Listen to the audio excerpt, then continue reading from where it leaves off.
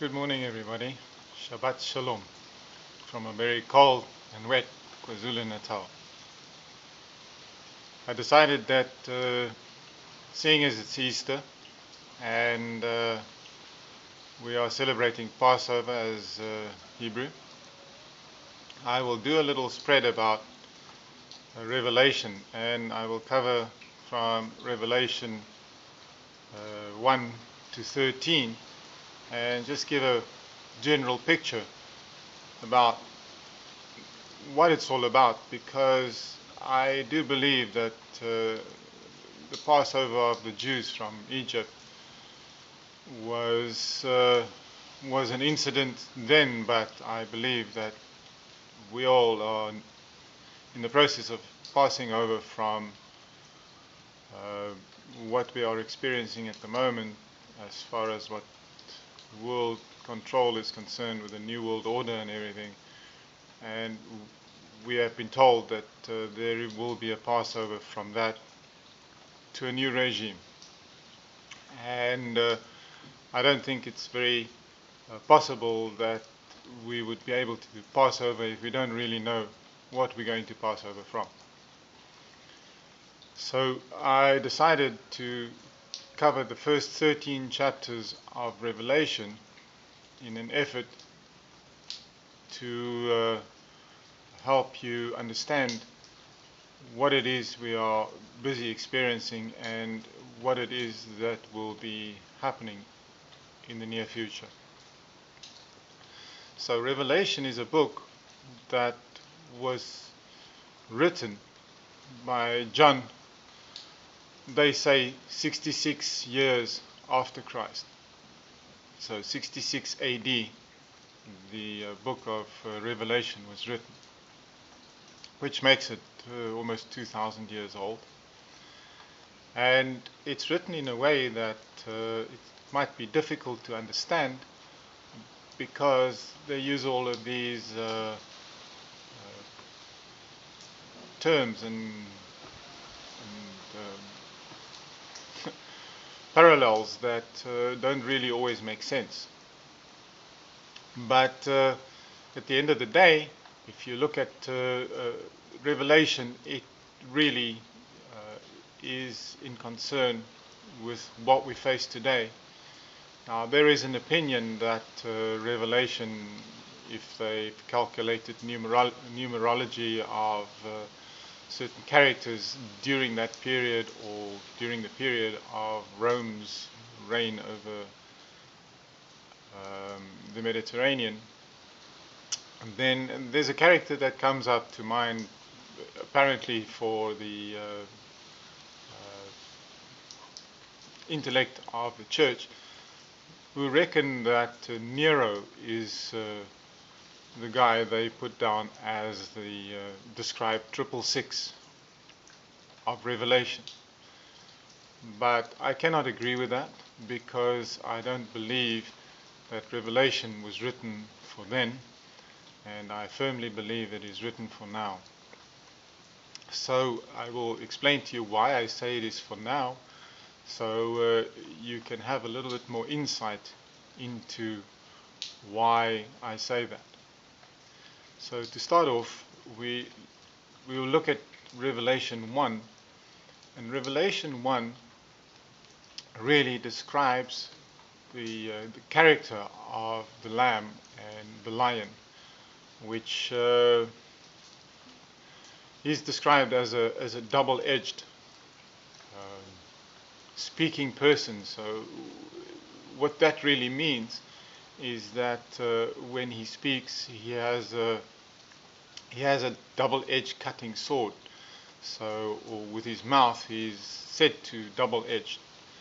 So what that really means is that he will speak in saying one thing but meaning two different things at the same time. So sometimes it's very difficult. I think it might even be described as a little bit of sarcasm too.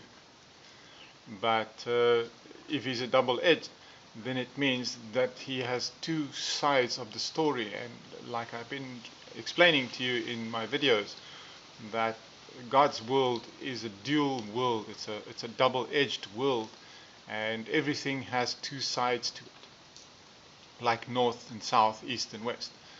So in Revelation 1, we basically find a description of what the person is like who is going to come and judge the world and help the world to recover, or to see where their biggest problem and their biggest hang-ups are situated. So, I've had many opinions and many conversations with people around the world so far that keep sticking to the perception that they are waiting for the Messiah to come. Now, waiting for the Messiah is a bit of a controversial issue, because everybody thinks that Jesus is supposed to be coming in a cloud. Now, if Jesus is supposed to be coming in a cloud, that means that Jesus will be coming back to earth. And this misconception is something that is a grave mistake, because it might deter you from finding the real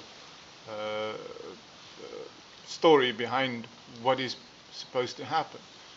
Now, the book of Revelation is concerning one person or two people really, but it's mainly focused on the arrival of one person who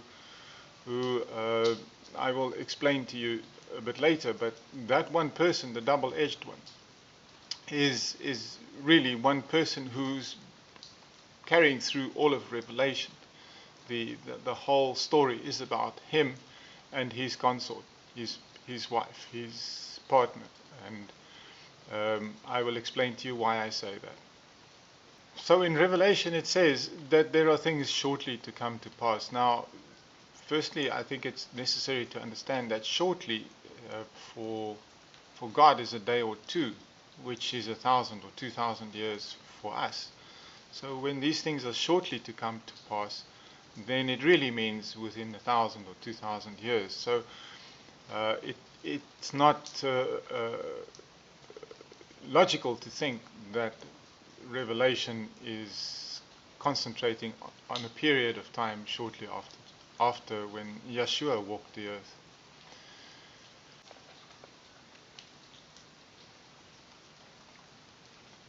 So in Revelation 1 it describes him as a being. He says, behold, he cometh with clouds. Now, when it says, behold, he cometh with clouds, it doesn't mean that he's going to be coming on a cloud. With clouds could really mean anything. I mean, if you think about it logically, and in our modern society or in our modern times, there is a huge cloud that is very significant on Earth at the moment, which is called the Internet, and that really is a magnetic cloud which covers all of Earth. And logically thinking, if he comes on a cloud, then if he's on a cloud, he will be very localized. Only people in the area who see the cloud will really be able to see him. So the more logical thing to think in that instance would be that he is coming in a cloud of electromagnetism, perhaps. So I think we should remain open to the possibility that that is a reality that we face. So it also says that he has a double-edged mouth, and in his right hand he has 7 stars. Now, 7 stars in his right hand would mean that there are 7 aspects of what he will represent. And those 7 aspects are 7 subjects.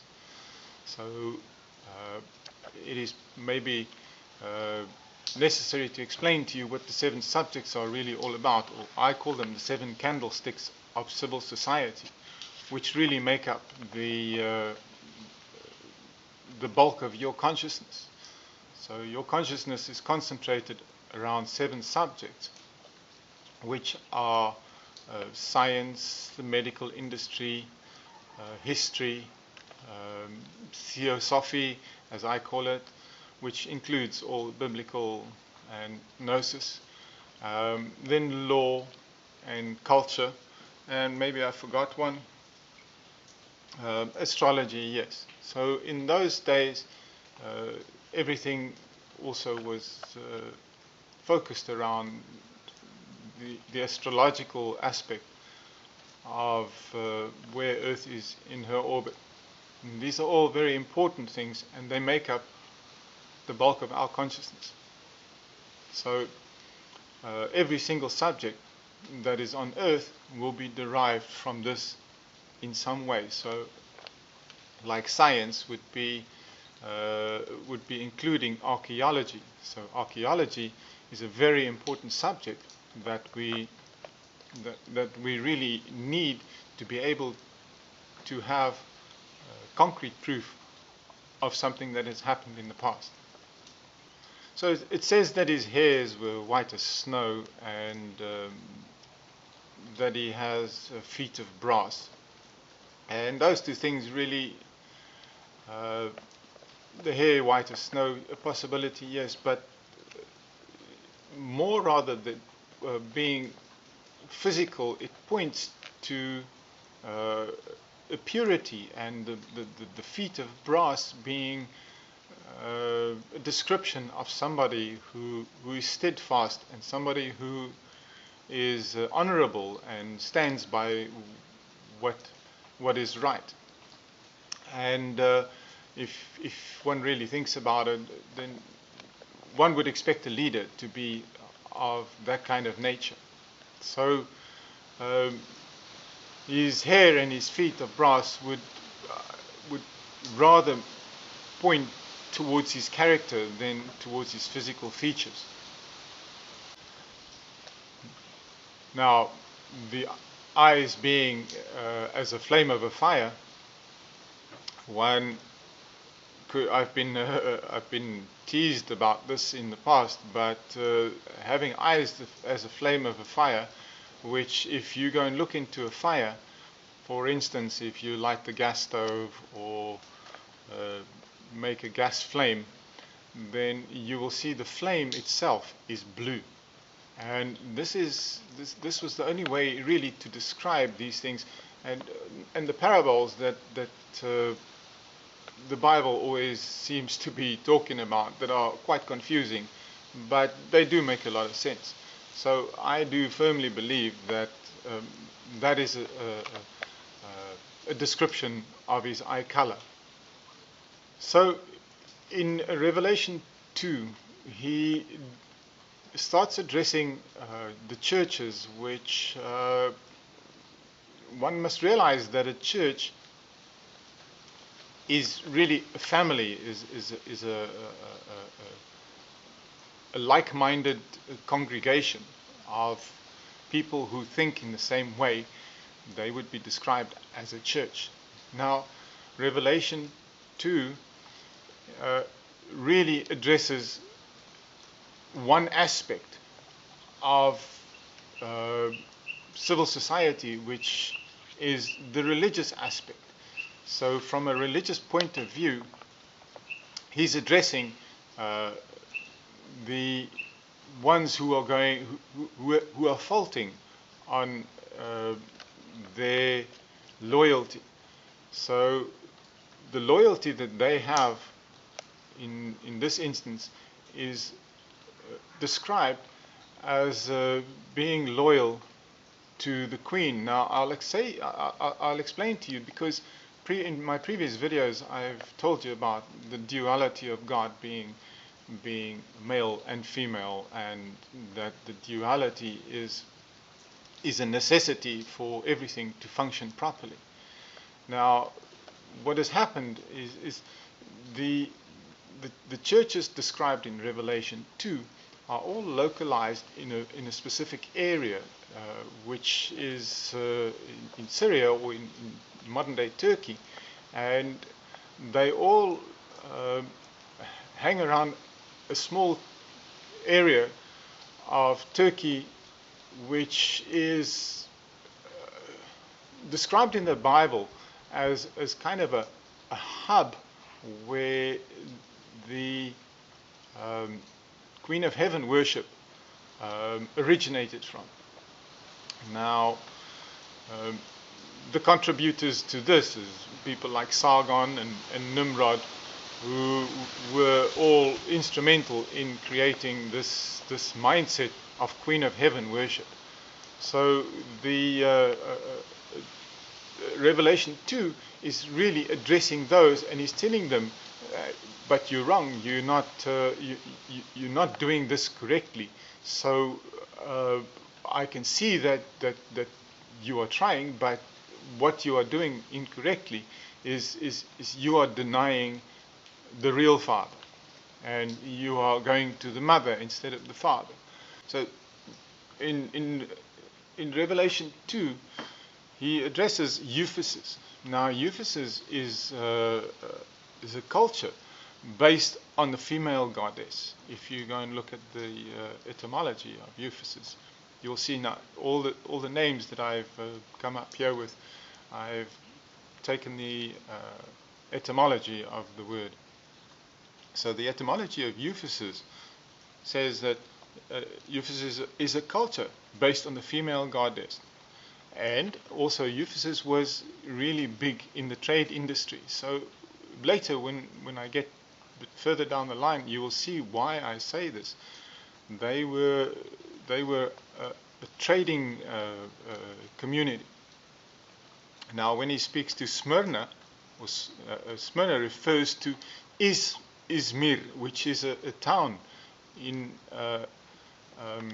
Turkey, and Izmir is really a central area where the rest of the churches, as I'll explain to you now, are focused or concentrated around. The towns of Pergamos and Thyatira are very close to Izmir, and their symbols refer to a snake. So the snake is, it may be important for me to explain to you what the snake, you know that in Genesis we also had a snake, and the snake was speaking to Eve. So what that really refers to is a numerological character, is a zodiacal character of Eve, because she was born in the year of the snake. Now, when the snake speaks to Eve, it is her numerology or her zodiacal character that is speaking to her. It's not really a physical snake that is speaking to her. So it's a bit of a misconception, and I think people don't really quite understand that the two of them are a snake and a lion, and the one is born in the year of the tiger and the one is born in the year of the snake.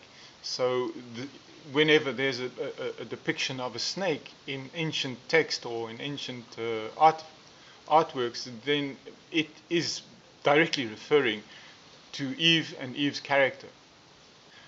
Now, it is also interesting to note that Thyatira was very famous for a dye that they made from a snail or a shell that comes out of the ocean, and the shell is a deep purple kind of color, a scarlet color, which in today's world we are still connected to that color through the Roman Catholic Church, which is a color that they have because of their attachment to the Queen of Heaven, or to the daughter of Zion. Now, when Revelation says that they were given white robes, and there was no dye or no coloring in the robes that they were supposed to wear, it really is referring to the purity and not referring to focusing just on one character. Now, Elohim, as I've said to you before, Elohim consists of two, male and female, so it's El and El Shaddai. And El Shaddai actually means the breasted goddess. So I think it's quite clear that Revelation 2 is focusing on the enemy of God. So the ones who who will be shunned for their misconception or for their misguidance of humanity. So in Revelation 3, we have a slightly opposite opinion, because in Revelation 3 he's more addressing the ones who are favorable, who are doing the right thing, but maybe not 100% correct, but who are more in line with what is expected from God. Now, in Revelation 3, he says, Euphysis.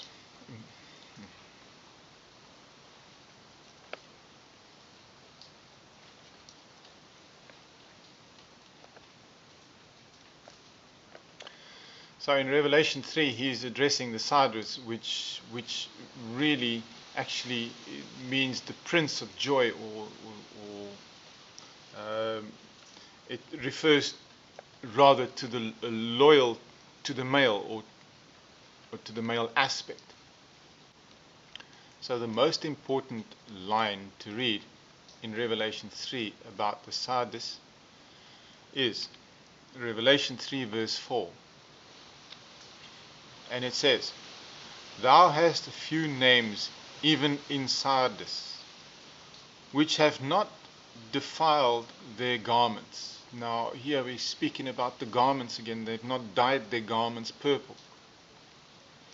"And they shall walk with me in white, for they are worthy." Now, walking with him in white means that they shall walk with him in purity, because they are pure. So I need to explain maybe also to you that when we are born, we are born as larvae. We belong to our mothers, and our objective in life is to evolve from what our mothers have given us, the life that our mother has given us. We have to evolve that and become a butterfly that is connected to heaven, not stay the worms that we are while we are godless creatures and incapable of understanding the spiritual realm. Now, the problem that we face is that through religions we're not getting all the information, so we seem to be staying in the larvae stage of our evolution.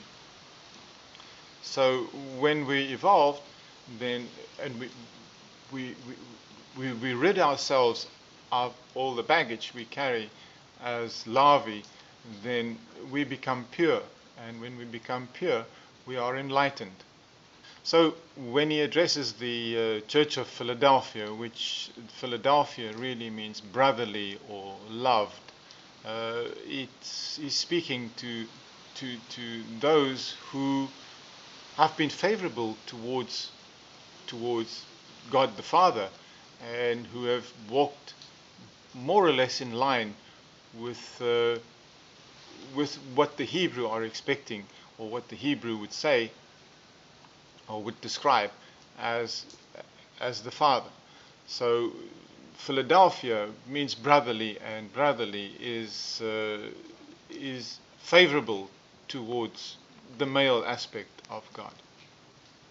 So the most important passage to read here in Philadelphia is Revelation 3 verse 8 and 9, which says, "I know thy works. Behold, I have set before thee an open door, and no man can shut it. For thou hast a little strength, and hast kept my word, and hast not denied my name. Behold, I will make them the synagogue of Satan, which say they are Jews, and are not, but do lie. Behold, I will make them to come and worship before thy feet, to know that I have loved thee. Now, that is a strong promise to make someone, to say, I have left the door open for you, so when you're ready, just come. And that is a very strong message that says, if you're brotherly, if you stick to the fatherly aspect of Elohim and you are evolving, then the door is open for you and you may come in whenever you're ready.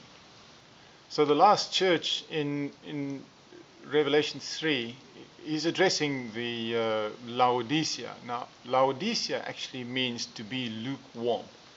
So when you're lukewarm, you're neither this nor that. So these are the confused ones, the ones who don't know really what to make of this whole religion thing, and the ones who would say, yes, I believe in God, but I don't really understand and I don't really know. And these are them. And they also have a problem that they would want to go to church because it's the only example there is, but they don't really want to go to church. So they are the ones who says, yes, I believe in God, but I'm not sure what it's all about. They are rather referring to the female aspect. Now in Laodicea it's rather addressing the female aspect of God, but because they neither here nor there and they're not committed, they will be forgiven. Now I think the bulk of humanity is in this family. So the most important passage here is Revelation 3 verse 6 or verse 16, which says, so then, because thou art lukewarm and neither cold nor hot, I will spew thee out of my mouth. So if you stay lukewarm, if you don't make a decision, then you will be rejected. Whether you were favorable towards God the Father or not is not going to matter anymore, because you are not committed. And what he needs is commitment. It says, I stand with you, Father. And if you are in religion, you will be misguided into exactly who you are vouching for. Now, it's important to know that at this point in time in your evolution, it is important to know that you need to stand with the Father and not with the Mother. Religion is a good stepping stone. It's not the way, but it's a stepping stone, and you need to realize that. Then we move on to Revelation 4. So in Revelation 4, we are looking at a description of the Council of 12, which is mentioned later in Revelation.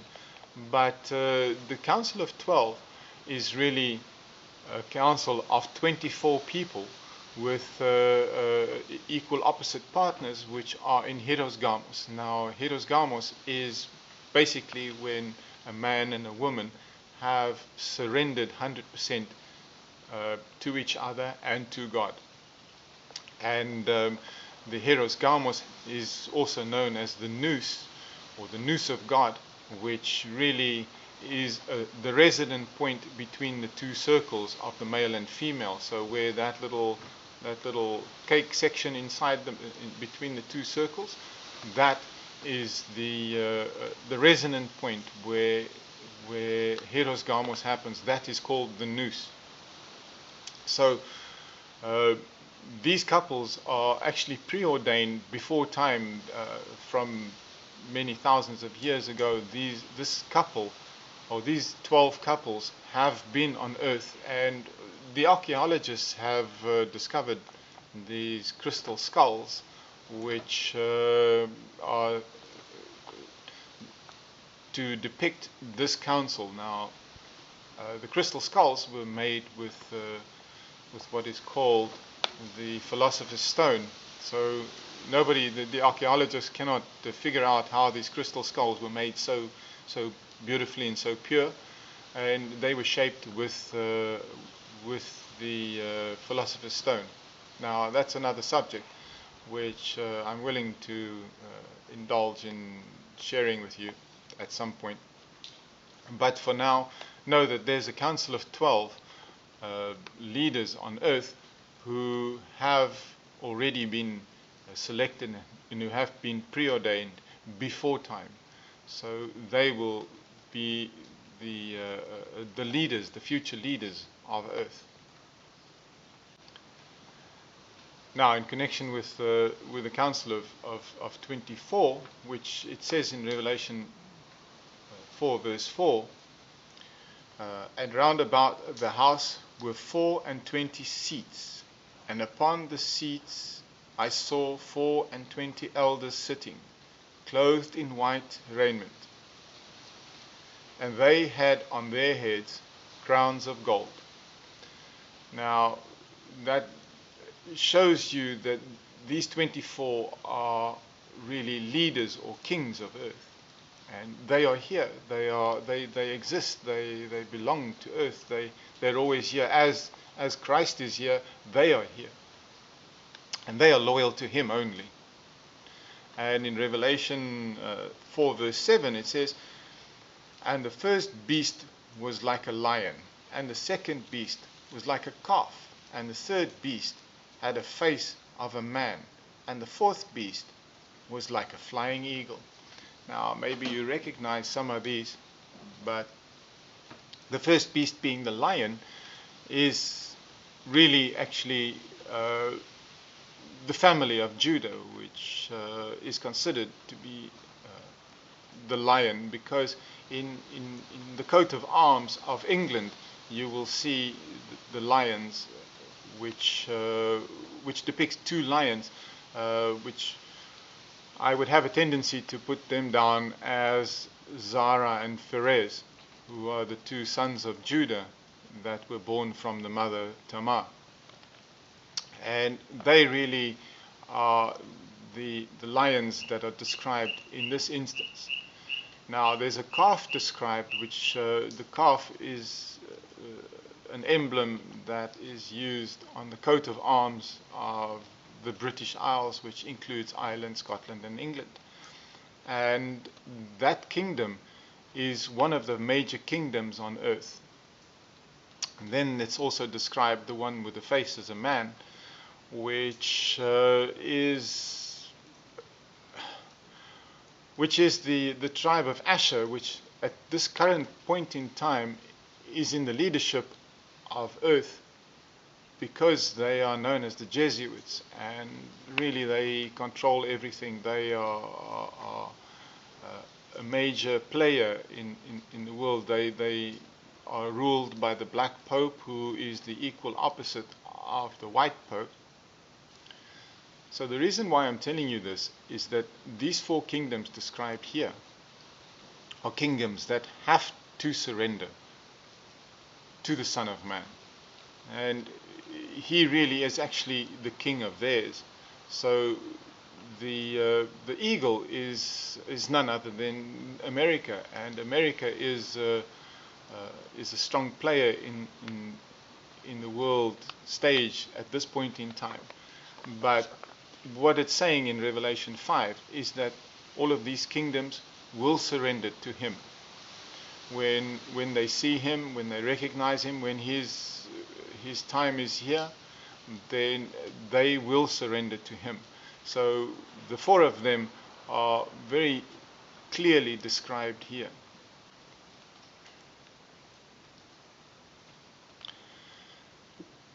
So who is He really? Now, He's described as the lion, which, as I told you earlier, refers to His zodiacal character of being born in the year of the lion. Now, the year of the lion, as you probably know, every 12 years there's a new character, and this repeats every 60 years. So every 60 years that same character is born. If the time and place and all the conditions are correct, then every 60 years there is a repetition of that birth. So the lion has to be a water lion, because he is described as the man who stands with 1 foot in the water and 1 foot on land. And he will be a water lover too.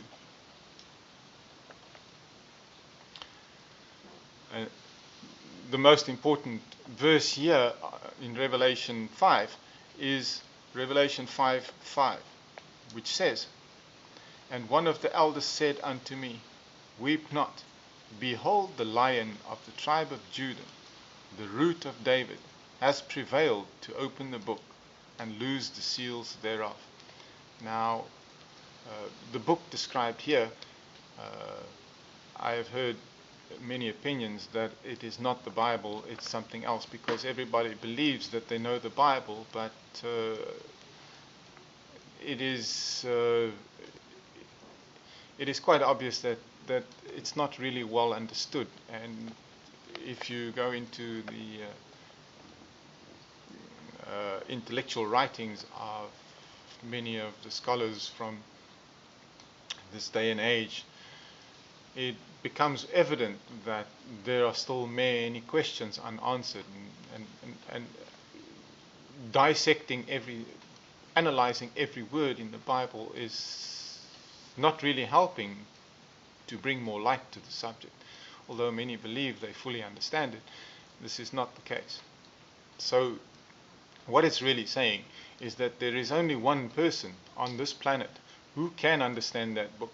And the reason for that is because he really is the predominant author of the mindset of the book. So yes, maybe there were scribes that were writing the text down, but what was being said and what was being depicted is a story that has to be looked at from a global point of view.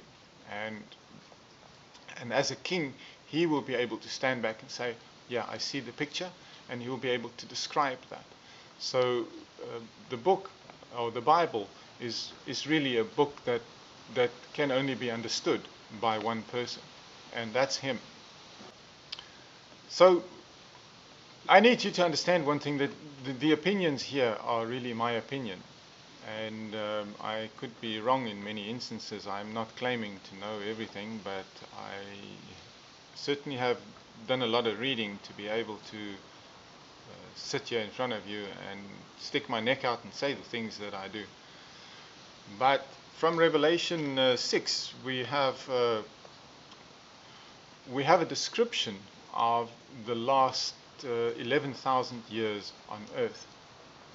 Now, the reason why I say that is because there were certain things that needed to happen for our consciousness to become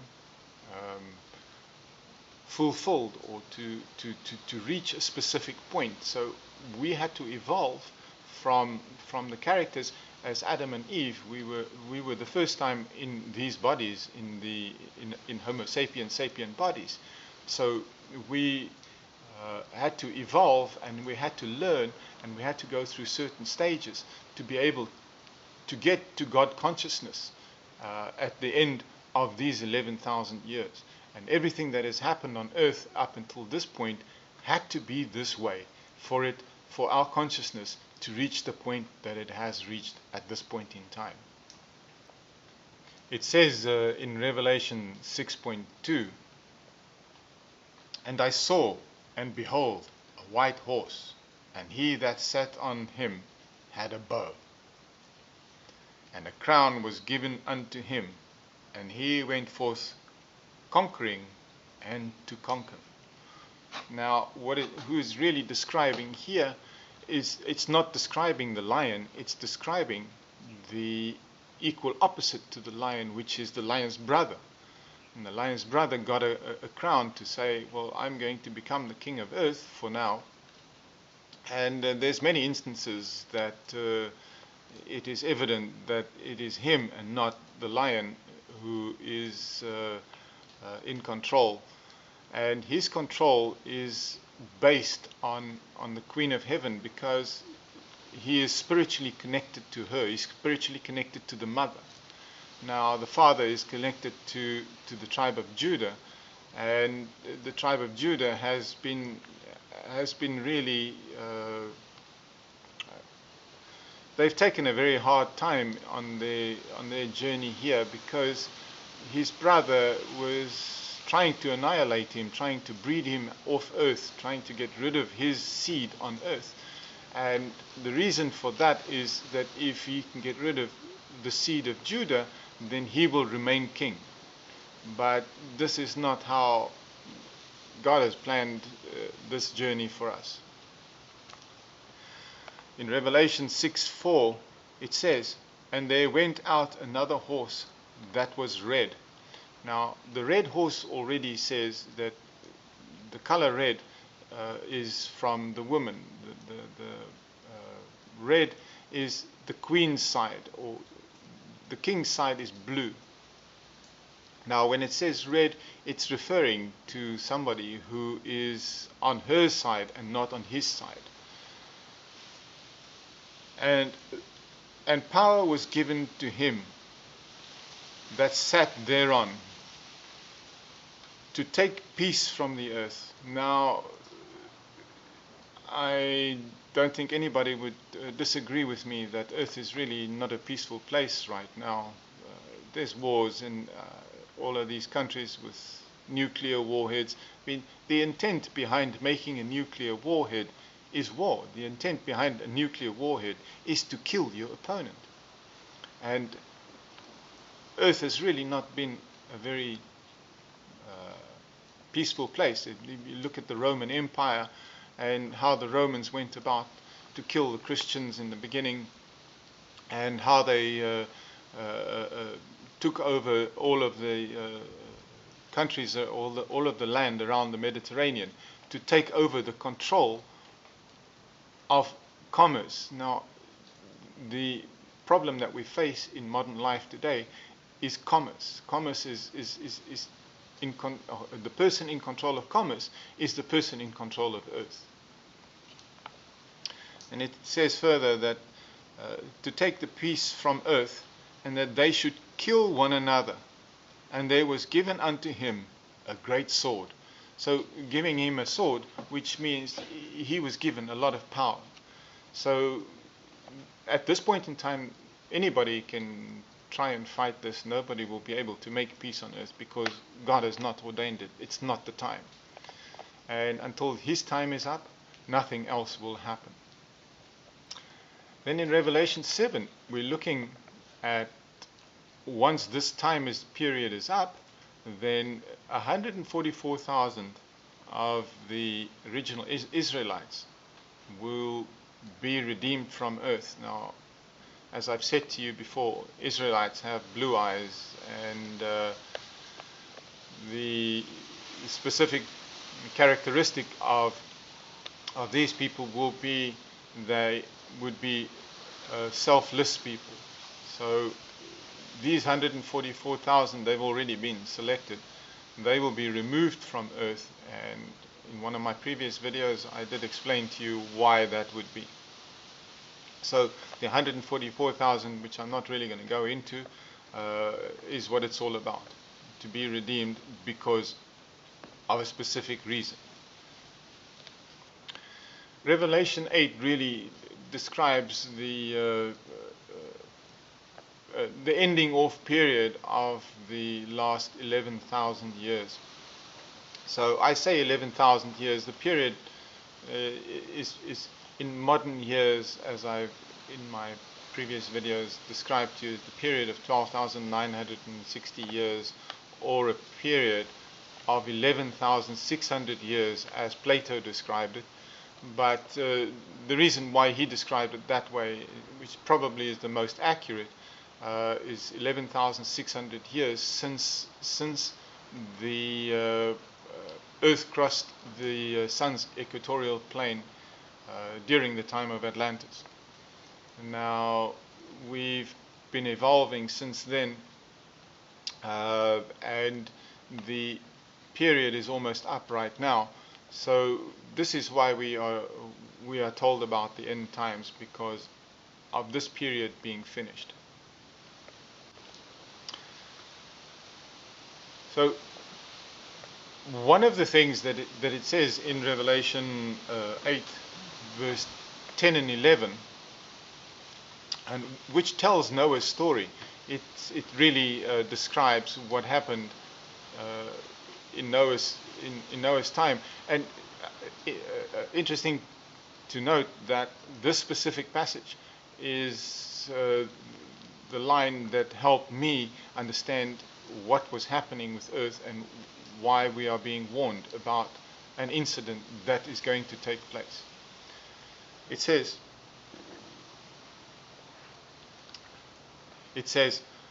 "And the third angel sounded, and there fell a great star from heaven, burning as it were a lamp. And it fell upon the third part of the rivers, and upon the fountains of waters. And the name of the star was called Wormwood. And the third part of the waters became wormwood. And many men died of the waters, because they were made bitter."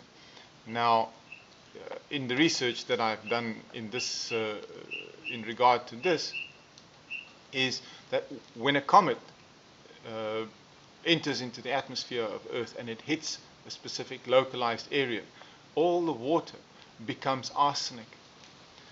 And when people were drinking the water, they died from it. So that was a very strong evidence that during Noah's time, the story of Noah was as a result of a comet. I mean, only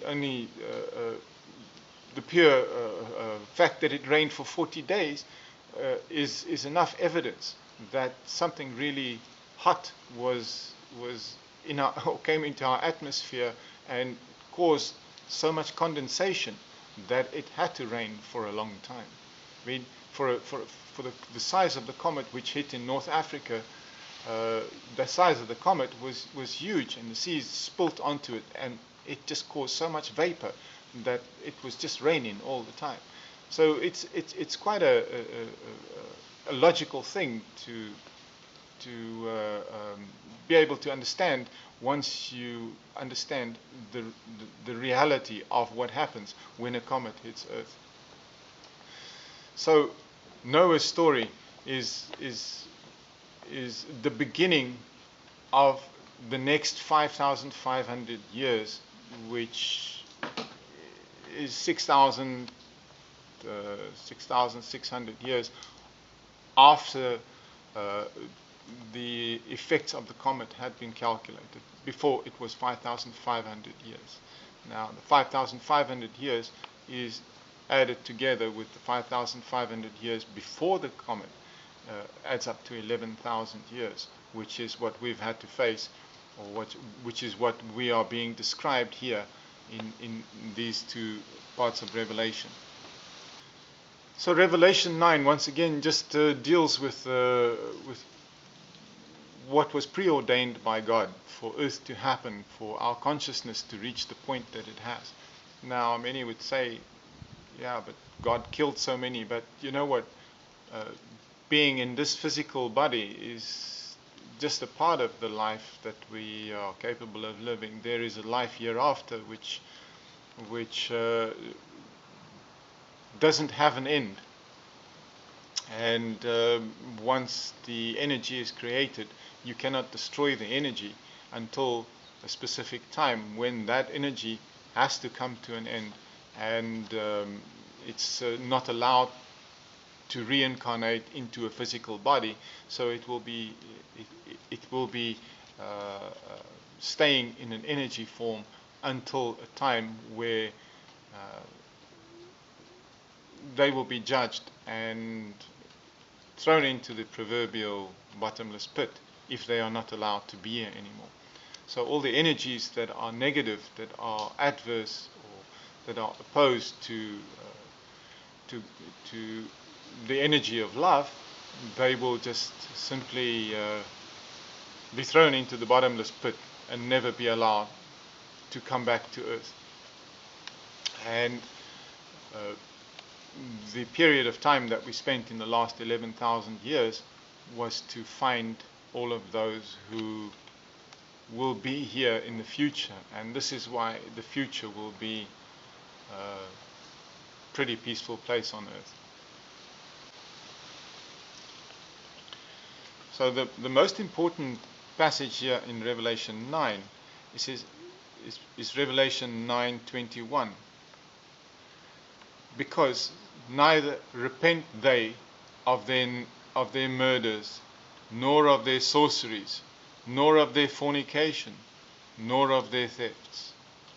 And that is just a passage that shows you that these energies will not turn around. They will never become good, and they will be judged, and earth will be rid of them, so that we can face peace on earth. So now you know about the lion who's going to write. Now there's a little thing in Revelation 10. It deals with restoring the truth that was lost because of these characters that have had this negative effect on earth.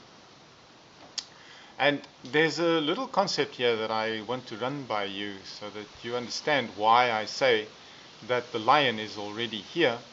And that's just the simple reason that because of who he is, and the elders have said that he is the only one that can understand the Bible or understand the book, he first has to write the book. Now, if he's going to be coming on a cloud, it would mean that he's not on earth. So him arriving on a cloud is just not logical, because if he is here on earth and he has to write a book about the truth and to restore the truth, then it means that he would be an author. And if he is an author, then it means that he's a physical being on earth. And if he's a physical being, then he certainly is not going to arrive in a cloud. It means that he had a normal life on earth, that he had to grow up, go through the pains and whims of life to be able to get to this point where he was able to write that book and to explain to humanity to restore the truth. Now, that book has already been published, and that book is available on earth at the moment. So the point is to try and find which book it is. Now, in that book, he is addressing really the truth of God, which also says in Revelation 10 that there's a truth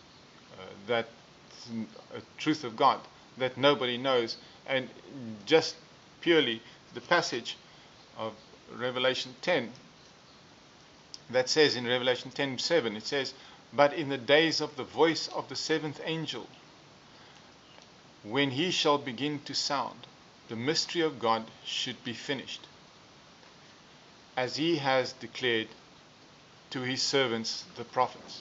So I discovered a passage in the Georgian version of the primary books of Adam, verse 14.1 to 16.1.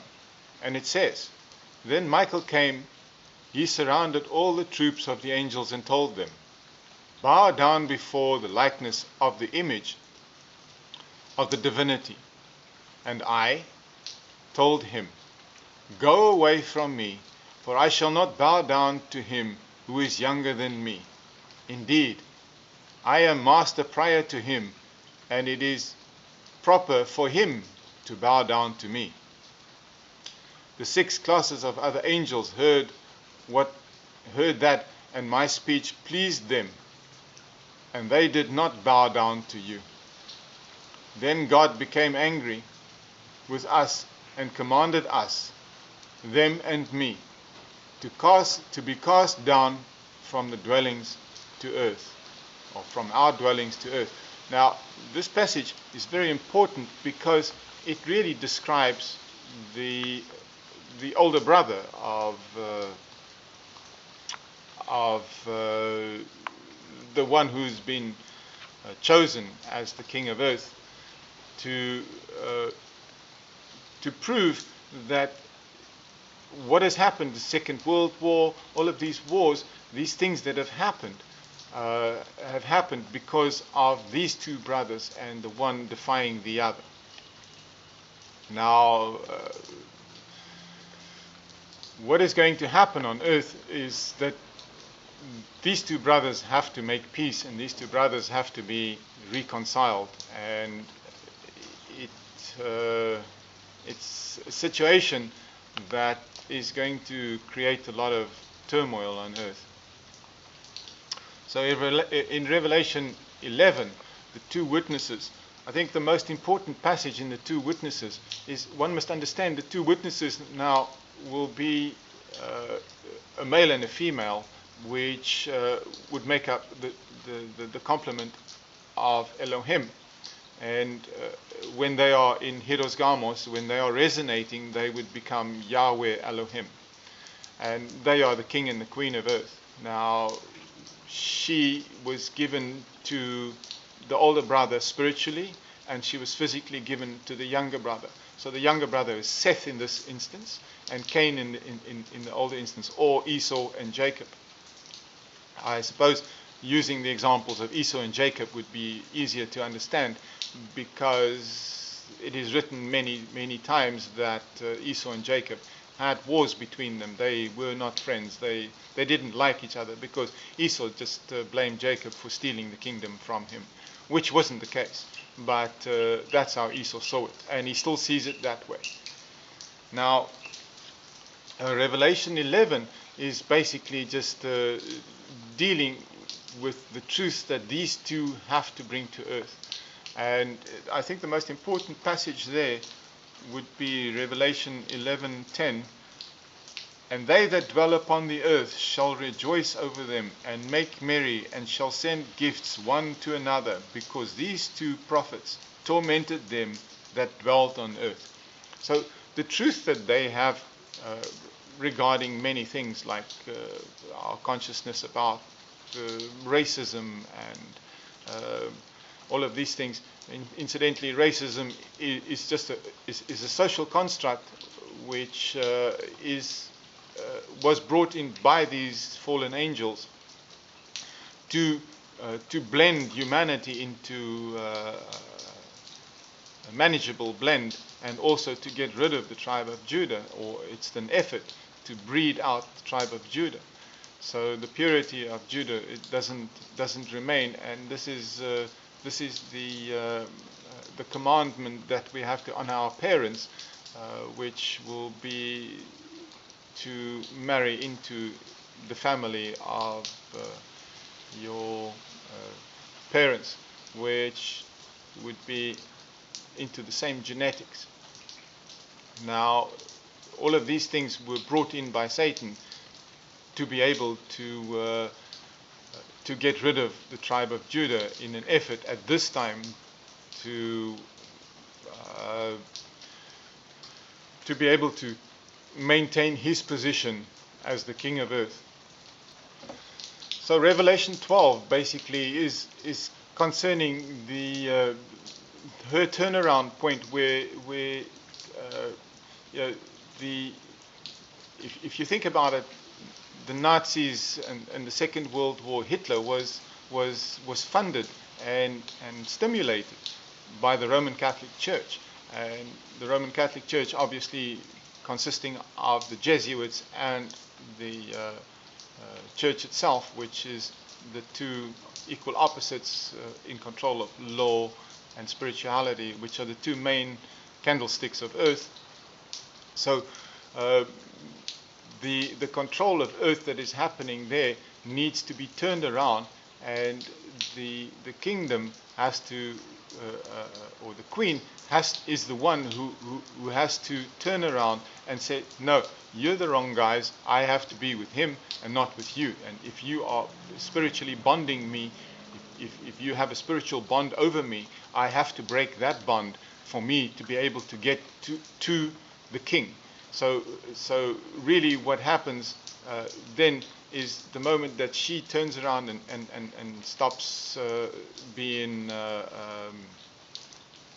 spiritually bonded or she breaks the spiritual bond, then what will happen is everything turns around, and then the spiritual bondage that women are under will be broken in general.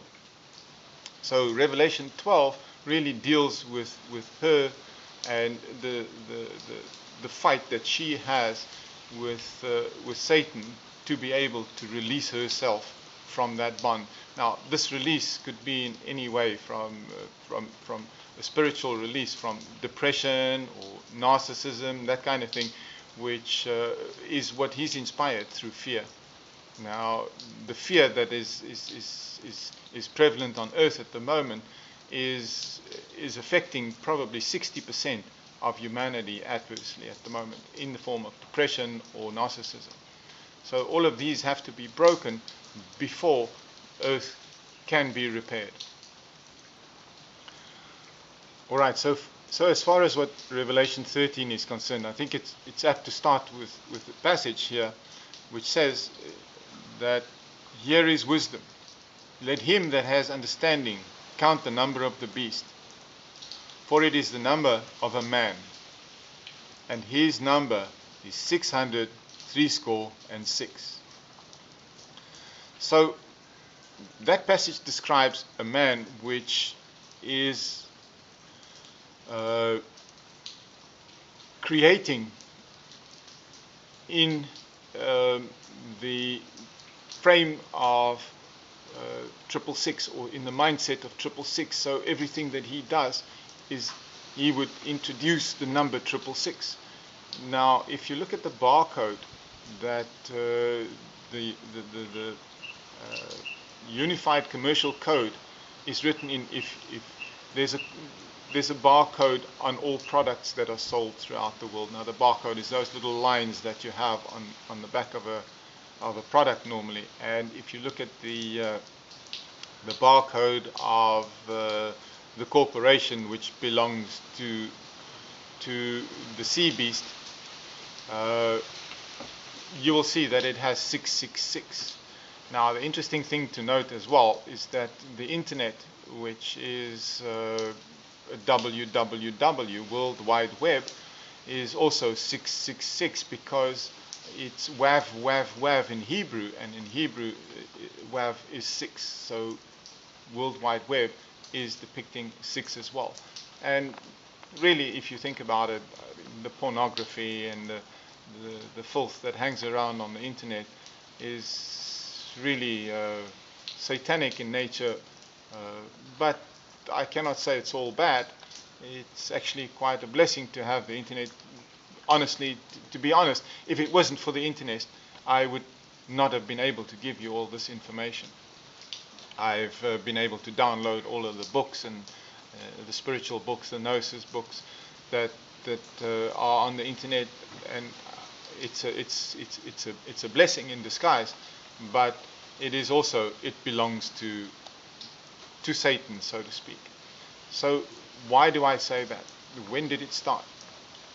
Now, in Revelation 12, the sea beast it says it has 7 heads and 10 horns.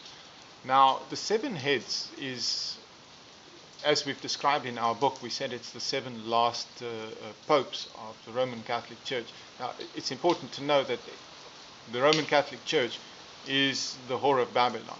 So the 7 last priests, the 7 last popes of the Roman Catholic Church is started with Pius. Now, Pius was the guy who funded the Second World War.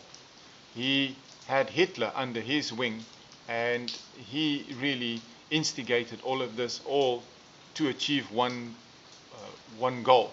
And the goal that they want to achieve is the New World Order. And the New World Order is basically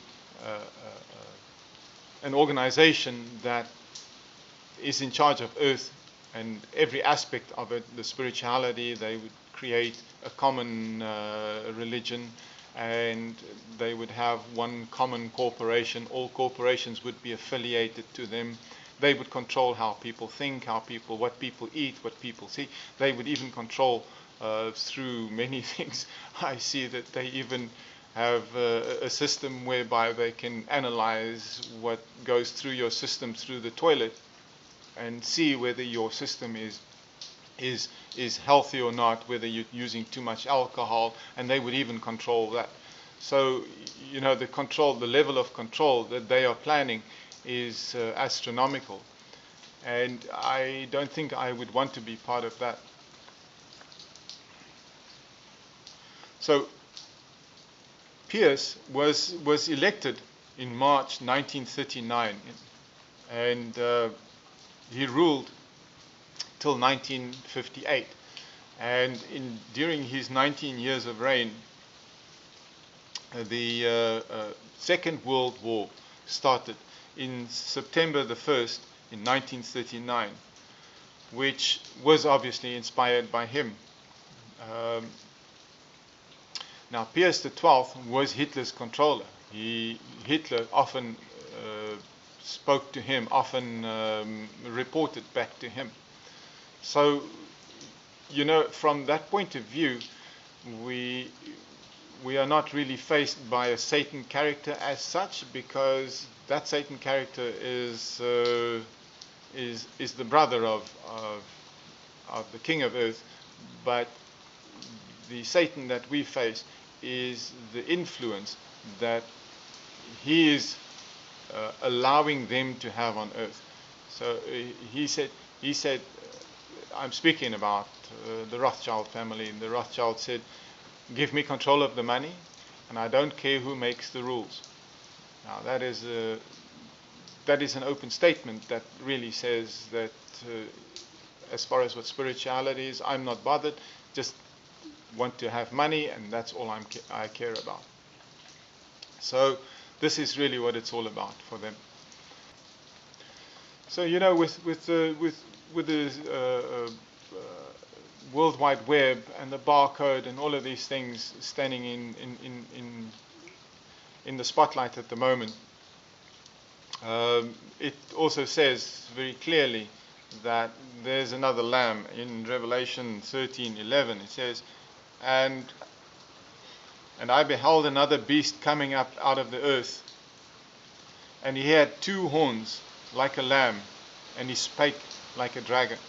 Now, this is the Antichrist who will be elected by the Roman Catholic Church, and he will be basically here, or he will be seen as the King of Earth instead of the Lion of Judah, who will be shunned and who will be rejected because of what he stands for, because of what he says. He will be against equality. He will be against he will probably be one of the biggest racists on earth because of what he's had to endure and what his family's had to endure. So I'm hoping that I've shed a bit of light for you on Revelation, which is the most important book, as it is a collection of all God's promises on earth. And Revelation really is relevant for now and not any other time. So I hope that I've shed a little bit of light for you and that you have a bit better understanding now. And thank you for taking the time to listen to what I had to say. And have a good Easter and Shabbat Shalom. Goodbye.